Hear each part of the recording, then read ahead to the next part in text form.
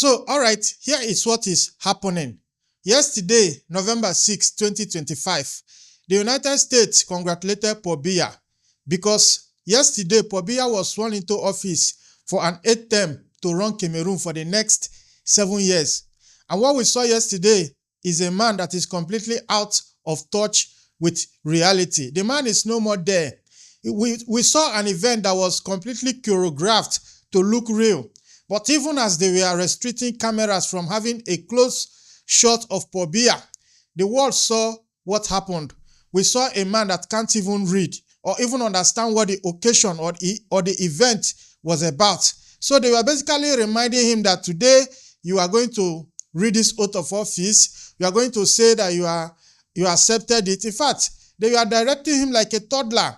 And this is what the US is endorsing for Cameroon. Now, this Biya guy has been in power since 1982. That is 43 years now. Now, here is the thing that should make you pause. Because just weeks back, the UN sources confirmed something brutal. Security forces killed at least 48 civilians. These were people that were protesting after the so-called election. People who went out into the streets because they believed their votes were stolen. And yet, despite this documented violence, the congratulations rolled in anyways, business as usual.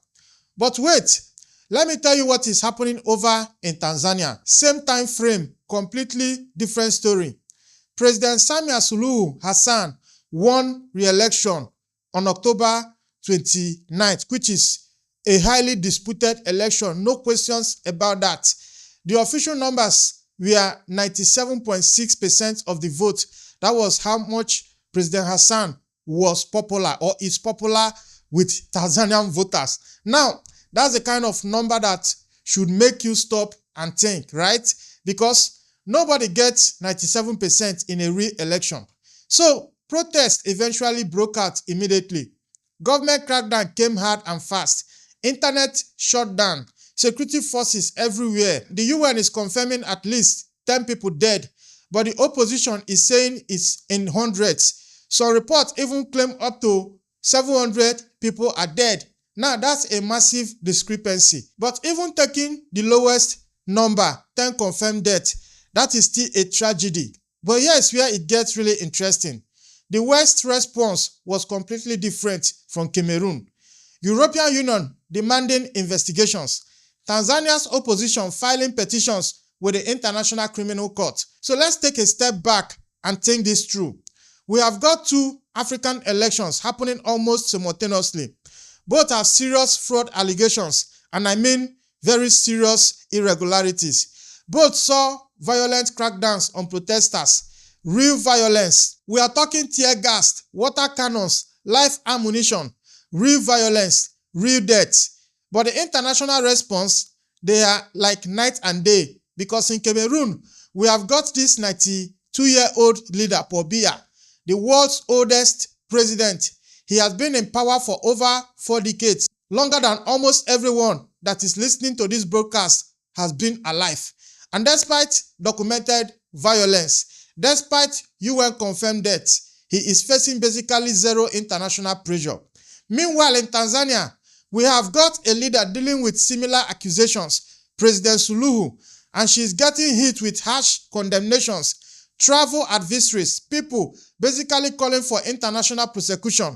Now, the opposition is knocking on the ICC's door, saying, investigate this. This raises some serious questions, doesn't it? And these aren't academic questions. These are real-world life and death questions about how consistent the international community, especially the West, really is when they are dealing with African electoral processes. Are we seeing democracy and human rights principles applied equally here? Or is it more about strategic interest determining who gets pressured and who gets a pass, who gets called a dictator and who gets called a partner? And look, this pattern is not just these 2 countries. I need you to understand that, because while Cameroon and Tanzania were having their contested elections, Ivory Coast held their own election on October 25th, 2025. That is basically simultaneously as these 2 elections were happening. So In Ivory Coast, Alassane Ouattara barred opposition candidates from even running. The same thing that Suluhu did in Tanzania. Can you imagine that? Now, your main opponent just banned from the ballot. There was documented pre-election violence, at least 11 people killed, and those are the confirmed numbers. President Ouattara walks away with 89.7% of the vote. Another one of those percentages that just doesn't happen in real democracies. And the international pressure, it is minimal, actually less than minimal. The US congratulated him. France accepted the result without blinking. The African Union gave praises, actual praise. Now, the difference in treatment often seems to line up with who these countries are aligned with geopolitically. Cameroon has got strong Western ties, especially with France and Israel. Tanzania, they have been strengthening relationships with China and Russia. I'm talking about infrastructure deals, defense partnerships. Now, Ivory Coast leadership, just like Cameroon, stays Western aligned and French integrated. Here's what's really striking though. Tanzania's economy is actually growing faster than Cameroon's. Multiple indicators show this. So if international support was really about governance quality or economic performance, we will be seeing the opposite responses, right? So what's really driving these different reactions? That is what we are going to get into in this episode. So picture this, November 6, 2025. This was the day that the newly elected president of Cameroon is scheduled to take oath of office. That day was supposed to be a day of celebration of democracy. But what happened that day? The whole streets were quiet because 2 weeks ago, this same street were filled with protesters, young people, mostly angry, feeling cheated, and now Cameroonians are still processing the violence that came after their presidential election. Families still searching for missing relatives. And right in the middle of all of this, Biya is getting sworn in for his 8th consecutive term in office. Now, the inauguration ceremony went ahead as planned. No delays, no acknowledgement of what just happened. Here is Biya, 92 years old. He's the world's longest-serving non-royal head of state. He has been in power since 1982, before the internet even existed, taking the oath of office after 43 years in power already. Now, the whole ceremony was formal, choreographed. I can tell you that it was highly choreographed. They presented it like a routine transfer of authority, except it wasn't a transfer, just the same authority continuing. But the weeks leading up to this, they were anything but routine. October 12th, that was the day the presidential election actually happened. And subsequently, announced results showed that Biya got 53.6% of the votes. The opposition candidate, Issa Chiroma Bakare, got 35.1% of the votes. Now, Chiroma and his supporters immediately called what just happened fraud. Vote buying, ballot stuffing, dead people voting. Though here is the thing, international observers didn't independently verify these allegations. There weren't enough observers anyways. Now, the government restricted access to polling stations. What happened next is documented by multiple sources, video evidence, witness accounts, hospital records. Protests erupted. Yaoundé saw the biggest crowds. Douala basically shut down. Garoua in the north, Bamenda in the Anglophone region.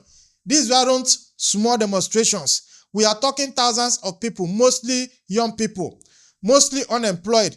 These are people that are fed up. Security forces, they came in with tear gas, water cannons. But here's where it got really deadly. In some cases, they used live ammunition, live rounds against their own citizens. The early reports talked about 4 deaths, just 4. But by early November, we are getting reports from Amnesty International and others saying dozens of civilians were killed during this post-election protest. The exact numbers, they vary depending on who you ask. The government says one thing, the opposition says another. The hospitals, well, they are not allowed to talk. The international response was, how do I even put this? It was measured at best. That's diplomatic speak for barely there. The European Union called for restraint from all parties. Restraint. People are dead and they are calling for restraint. The African Union's chairperson sent congratulations to Paul Biya on his re-election, actually congratulated him, expressed confidence in his leadership skills, said Cameroon was in good hands. The US Embassy in Yaoundé threw out congratulations to Paul Biya. Now, Cameroonians, especially the young people, they are all over social media expressing frustration, and I mean real frustration, raw anger. Videos of protest, security forces responses, they are circulating on WhatsApp, Twitter, TikTok. And despite attempts to slow the internet, people found ways to share what was actually happening on ground. One protester quoted in media reports said it straight up, "I am prepared to risk my life to protect my vote." Think about that. Risk my life for my vote. That's where we are right now. The Constitutional Court, they confirmed results in record time, didn't investigate the fraud allegations, didn't even pretend to look into them. Biya's inauguration went ahead right on schedule. November 6th, like clockwork. It's a familiar pattern if you have been watching Cameroon. Contested election, violent response, minimal international consequences, rinse and repeat. This is the 8th time. But what went down in Tanzania, that is going to show you just how differently the international community can respond when the circumstances, or maybe I should say, when the strategic interests are different. Now, on October 29th, 2025, Tanzania holds election that opposition parties are calling fundamentally flawed before people even started voting. Before the first ballot was even cast, they knew what was coming. President Samia Suluhu Hassan gets declared the winner with 97.6% of the vote. That's the official result. Let me repeat that, 97.6%. Now, this near unanimous figure, it immediately got people asking questions, because here's what you need to understand. This isn't just improbable, it's insulting. It's the government basically saying, we don't even care if you believe us anymore. The opposition figures were prevented from even running. We are talking about legitimate political leaders here.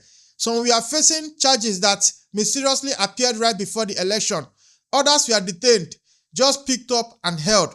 Human Rights Watch documented how the opposition party Chadema faced systematic repression leading up to the election. Their rallies were banned, their offices were raided, their members were harassed and intimidated. The response from Tanzanian citizens, particularly the youth, it was instant, and I mean instant. The results hadn't even been fully announced when people started gathering. Protests erupted in Dar es Salaam. The commercial capital was essentially in revolt. We are also seeing demonstrations in Arusha, up in the north, Biya in the southwest, Mwanza by Lake Victoria. This wasn't localized, this was nationwide. The Institute for Security Studies noted that Tanzanians who have been denied fair elections were making their voices heard through protest. They had no other choice. The government gave them no choice anyways. Now, the government response was severe. And when I say severe, I mean they were full authoritarian playbook. First thing, they implemented an internet shutdown. Just cut it off. WhatsApp, Twitter, everything gone. People couldn't communicate, couldn't share what was actually happening. Security forces got deployed in major cities. We are talking military vehicles on main roads, checkpoints everywhere. A de facto state of emergency without calling it that.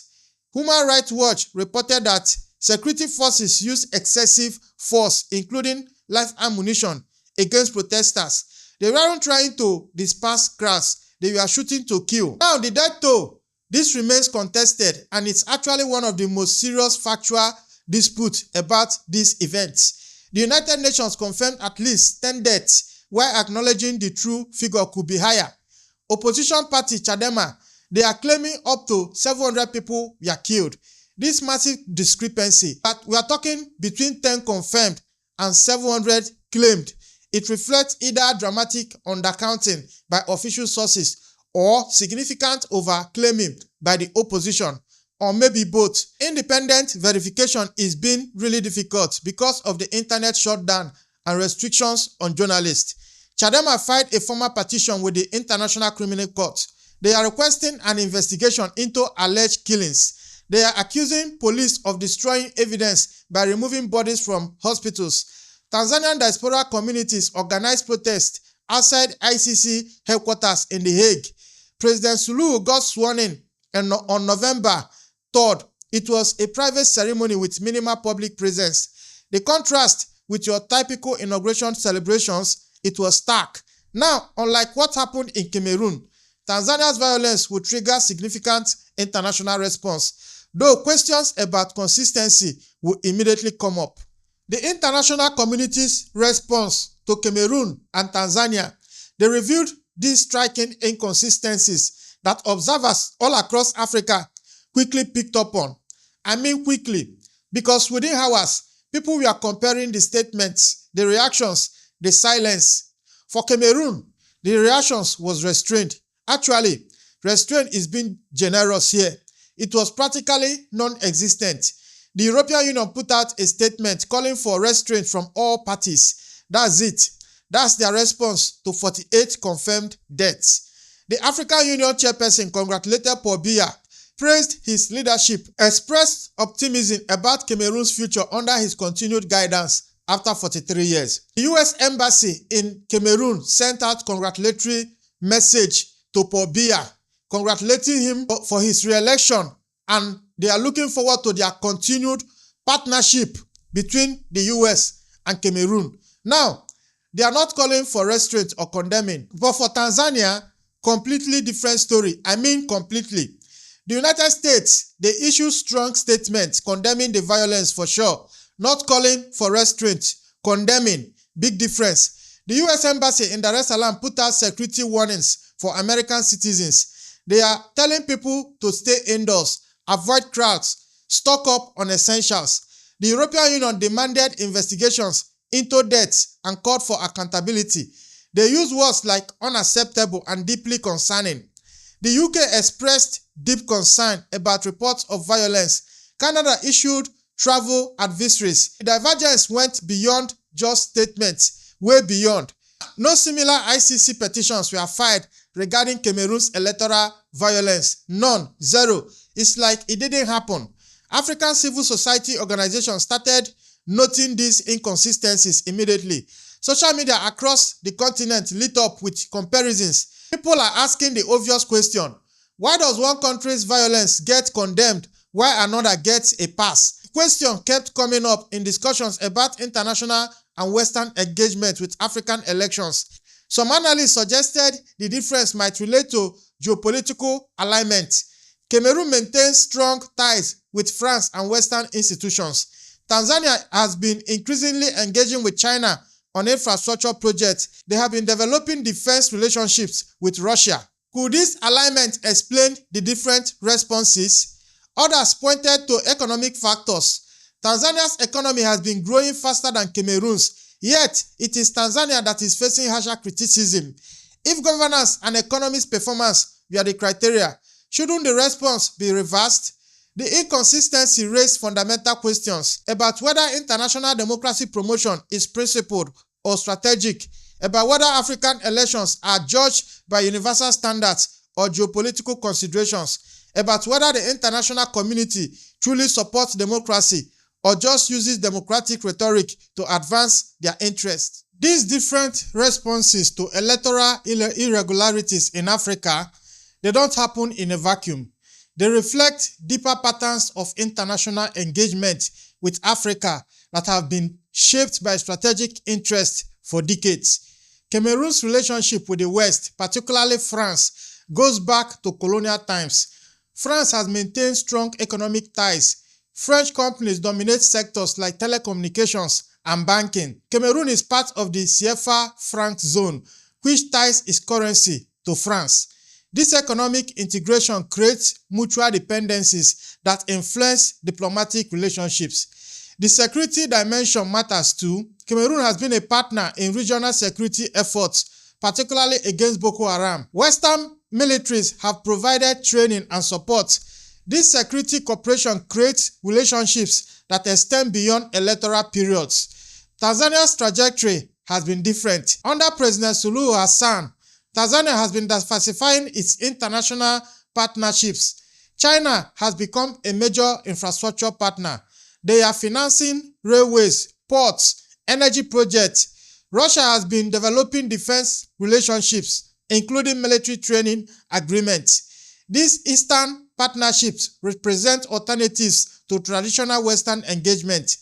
This isn't about good versus bad partnerships. It's about how geopolitical alignment seems to influence international responses to domestic governance issues. Countries maintaining Western alignment appear to receive more lenient treatment when electoral problems arise. Countries developing Eastern partnerships seem to face harsher criticism for similar issues. Now, the pattern extends beyond just Cameroon and Tanzania. Across Africa, international responses to electoral irregularities often correlate more closely with geopolitical alignment than with democratic principles or violent severity.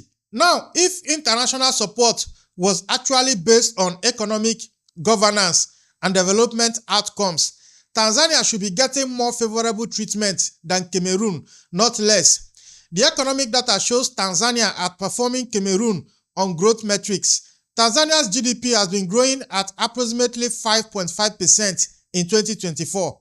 Cameroon's growth about 3.5%.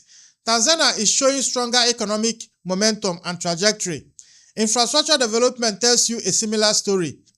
Tanzania is investing heavily in transformative infrastructure, port upgrades at Dar es Salaam, railway connections with neighboring countries, energy generation projects. Cameroon's infrastructure, by contrast, it is showing signs of decay.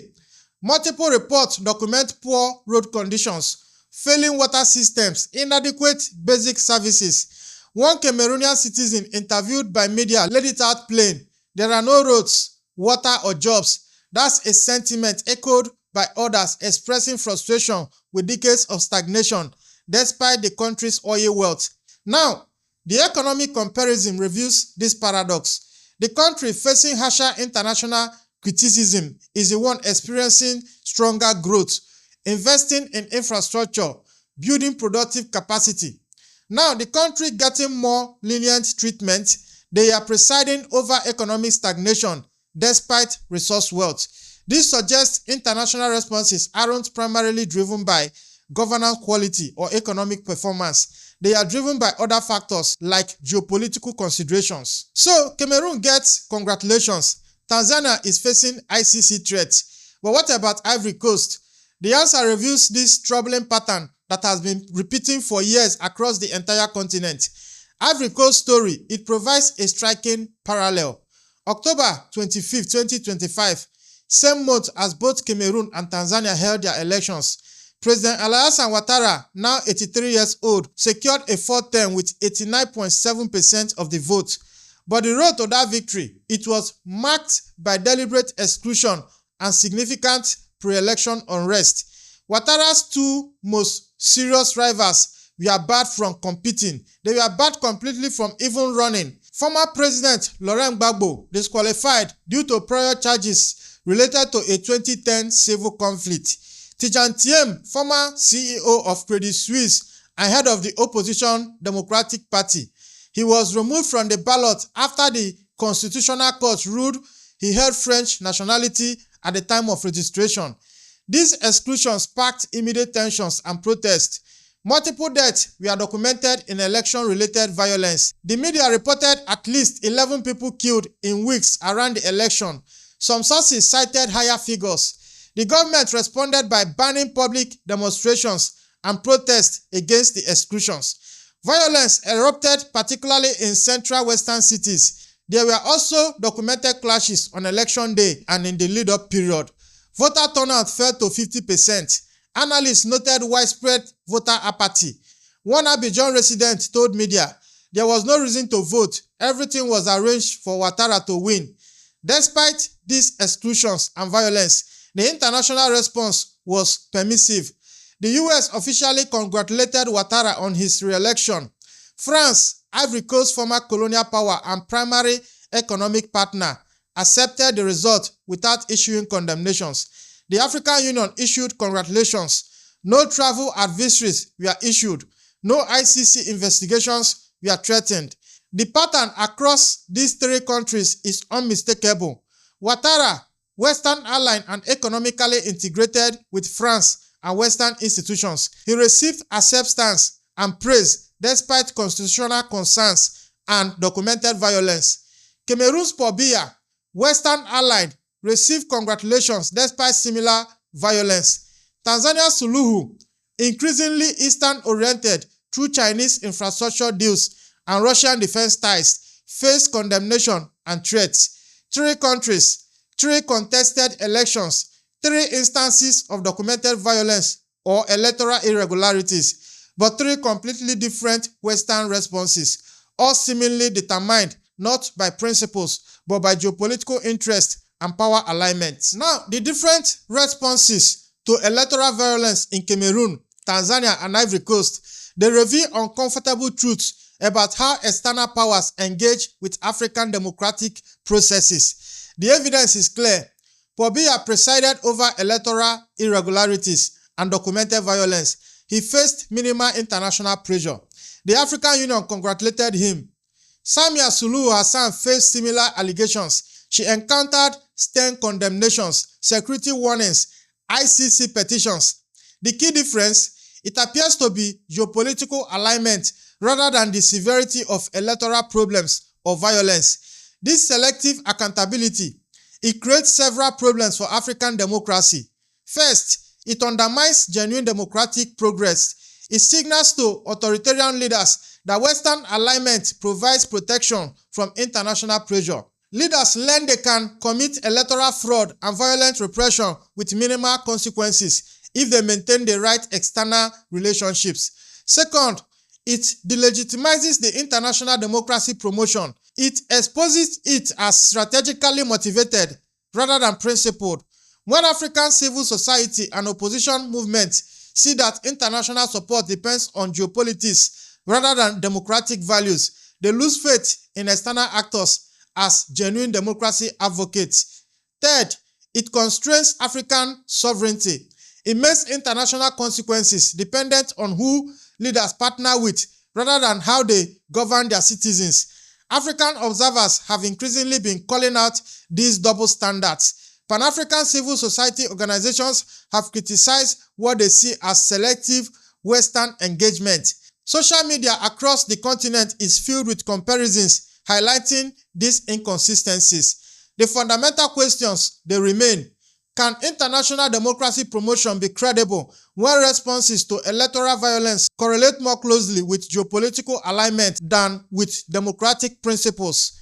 Until the international community applies consistent standards regardless of strategic relationships, its credibility as a democracy advocate will remain questionable. African citizens deserve leaders accountable to them, not to foreign powers.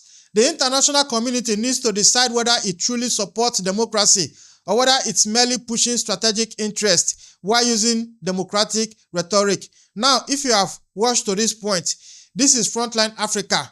This is where we talk about geopolitics from Africa's own point of view.